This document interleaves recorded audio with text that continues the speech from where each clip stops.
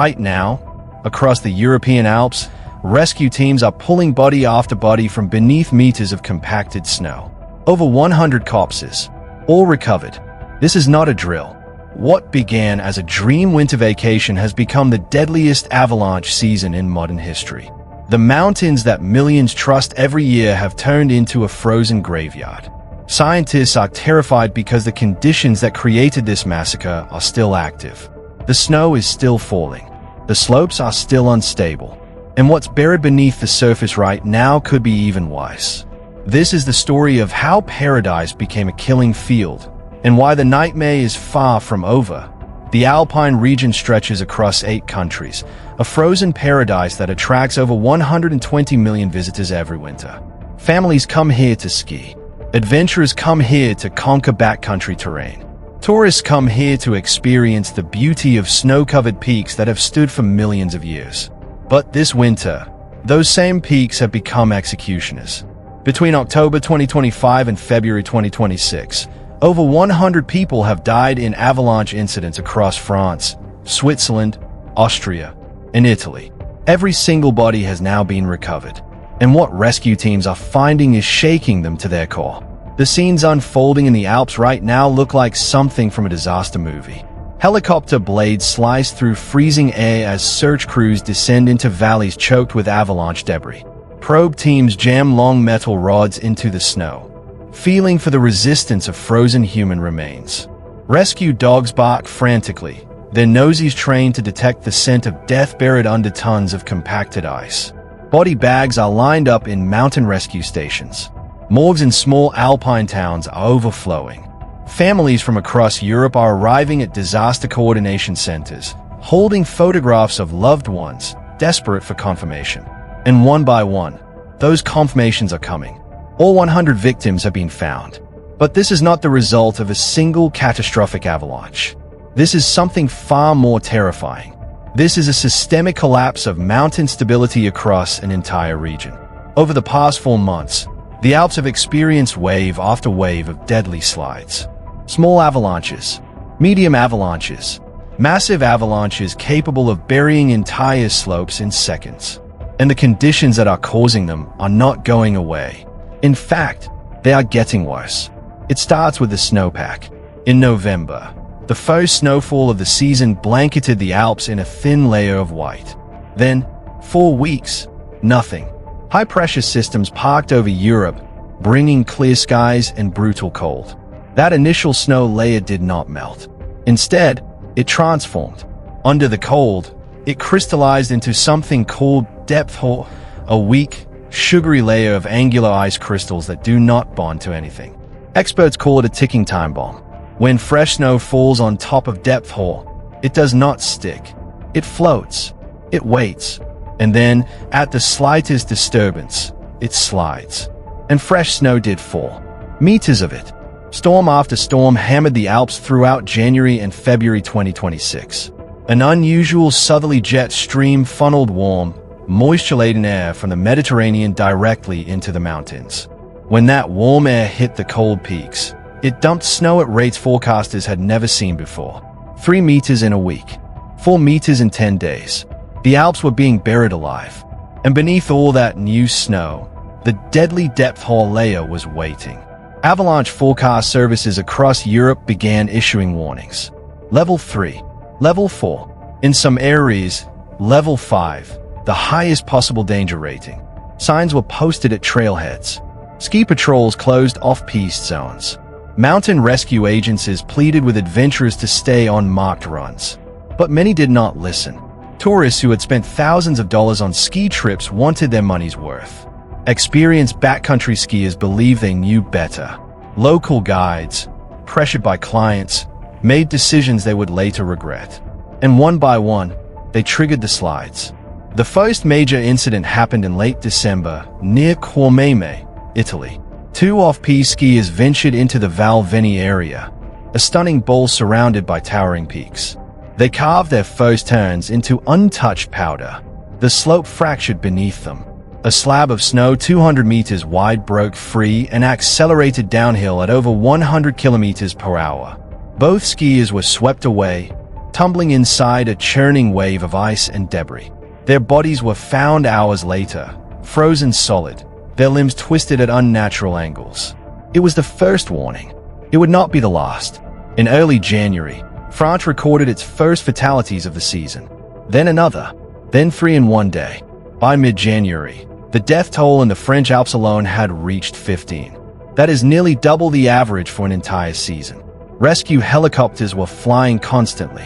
Avalanche dogs were exhausted.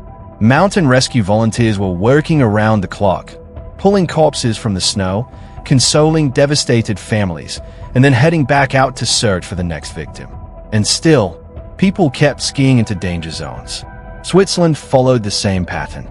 A father and son ventured off-piste in the Graubünden region. The father was killed instantly when an avalanche buried him under 3 meters of snow. His 15-year-old son watched helplessly as rescuers dug through the debris. In Davos, a snowboarder triggered a slide that swept him off a cliff. His body was found at the bottom of a ravine, half buried, his board still strapped to his feet. 13 deaths in Switzerland, 28 in France, 21 in Austria. The numbers kept climbing. Austria's Tyrol region became a killing field. St. Anton, one of the most famous ski resorts in the world, saw 3 people die in a single avalanche on February 20th. They were experienced skiers, equipped with avalanche transceivers, shovels, and probes. They knew the risks. They checked the forecast. The danger was rated level 4. They went anyway. The slope they chose looked safe. It was not. A fracture line cracked across the mountainside. The entire slope released. All 3 were buried. 2 were declared dead at the scene. The 3rd died in the hospital hours later. Rescue teams are saying the same thing over and over. Most of these avalanches were human-triggered. The victims caused their own deaths.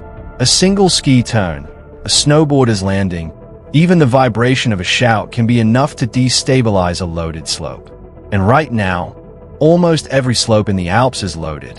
The snowpack is a stack of unstable layers, each one waiting for the slightest provocation to collapse. It is like walking across a minefield. You might make it, you might not.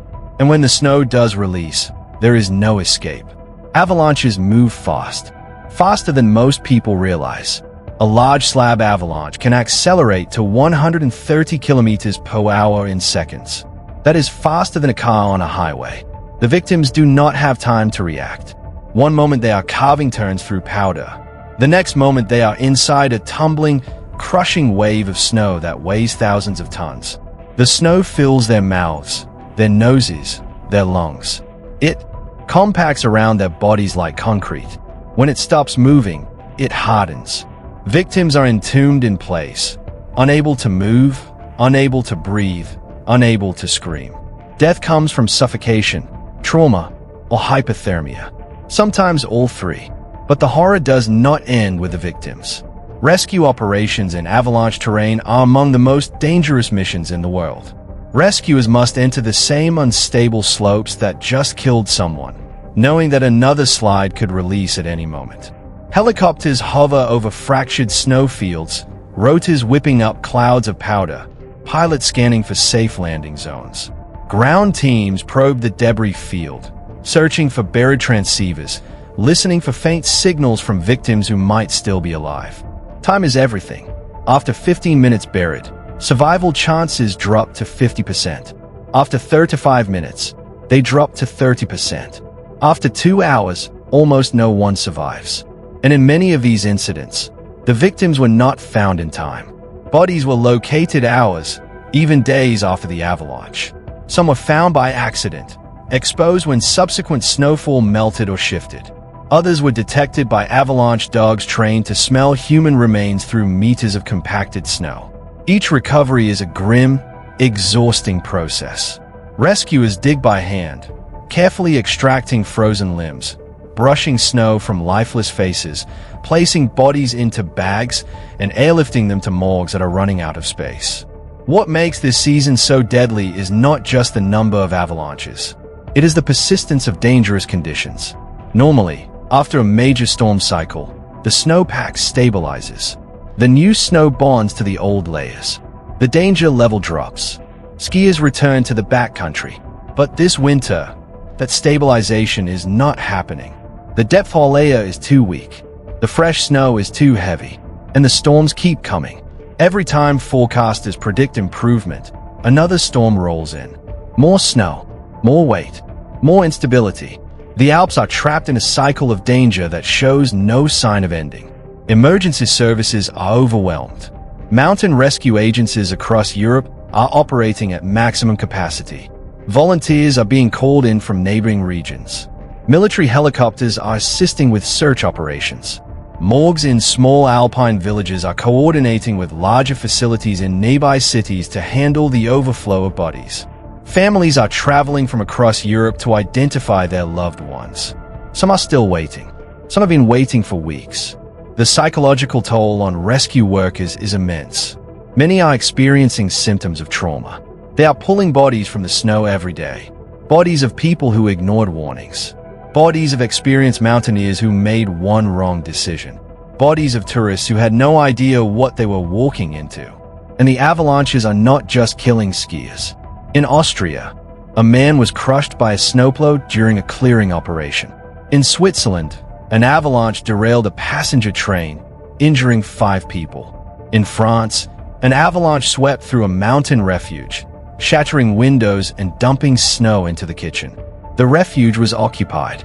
People were inside, eating, sleeping, thinking they were safe. They barely escaped with their lives. The avalanche missed them by meters. Infrastructure is failing. Roads are being buried under avalanche debris, cutting off mountain communities. Power lines are snapping under the weight of snow. Communication towers are collapsing. Entire villages are being evacuated as slopes above them become unstable. Ski resorts are closing terrain, losing revenue, watching their season collapse. Some are shutting down entirely. The economic impact is staggering. The psychological impact is worse. People who have lived in the Alps their entire lives are saying they have never seen anything like this. Scientists are terrified because they do not know when this will end. Avalanche forecasters are warning that dangerous conditions could persist for weeks, even months. The depth layer is not going away. It will remain weak until it is either buried so deep it no longer matters, or until spring temperatures cause the entire snowpack to melt and consolidate. But spring is still weeks away. And in the meantime, the snow keeps falling. Every new storm adds weight to an already overloaded system. Every sunny day creates temperature fluctuations that weaken the snowpack further. The Alps are a loaded gun, and no one knows when the next shot will fire. New research is making the situation even more alarming. Scientists at the Swiss Federal Institute for Snow and Avalanche Research have discovered that avalanches propagate faster than previously believed. For decades, experts thought that fractures in snow travel at speeds of 20 to 80 meters per second. New data shows they can exceed 130 meters per second. That means an avalanche can spread across an entire slope almost instantaneously. A skier on one side of a mountain can trigger a fracture that releases snow hundreds of meters away in less than a second. There is no warning, no time to react. The entire slope fails at once. And the avalanches are not just happening in remote backcountry areas. They are happening near ski resorts, on popular routes, in zones that are normally considered safe. The sheer volume of unstable snow means that slopes which would typically be low risk are now deadly. Avalanche paths that have not run in decades are suddenly active again. Terrain that experienced guides would normally trust is failing without warning. The rules have changed. The mountains are rewriting the playbook. Families are broken. Parents are burying children. Children are burying parents. Partners are identifying buddies. Friends are attending funerals. The grief is spreading across Europe. Every death is a story. A life cut short. Dreams that will never be realized. Holidays that turned into nightmares.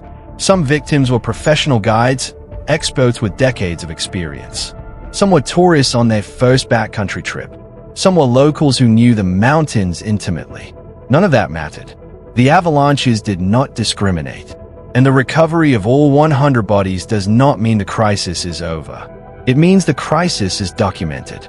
It means every victim has been accounted for. But it does not mean the danger has passed. Right now, as you hear these words, the Alps are still unstable. The snowpack is still weak. The storms are still coming. and people are still skiing. Some are heeding the warnings. Some are not. Some believe they are skilled enough to navigate the danger. Some believe the forecasts are exaggerated. Some simply do not care. And some of them will become victim number 101, number 102, number 103.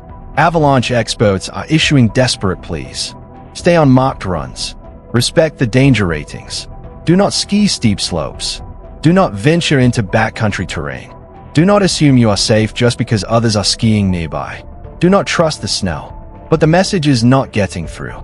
Every day, rescue teams are responding to new incidents. Every day, helicopters are airlifting new victims. Every day, the death toll climbs higher. The Alps have always been dangerous. Mountains are inherently lethal. Altitude, cold, weather, terrain, all of these factors combine to create an environment where mistakes are punished with death. But this winter is different. This winter, the mountains are not just dangerous. They are actively hostile. The snowpack is a ticking bomb. The slopes are loaded weapons. And every skier, every snowboarder, every mountaineer who ventures into the backcountry is playing Russian roulette with nature. And the worst part, this could happen again. The conditions that created this disaster, the weak depth haul layer, the heavy storm cycles, the persistent instability, these are not freak occurrences. They happen every few years, sometimes every decade. Climate scientists are warning that as the planet warms, weather patterns are becoming more erratic. Warm air is carrying more moisture into the mountains.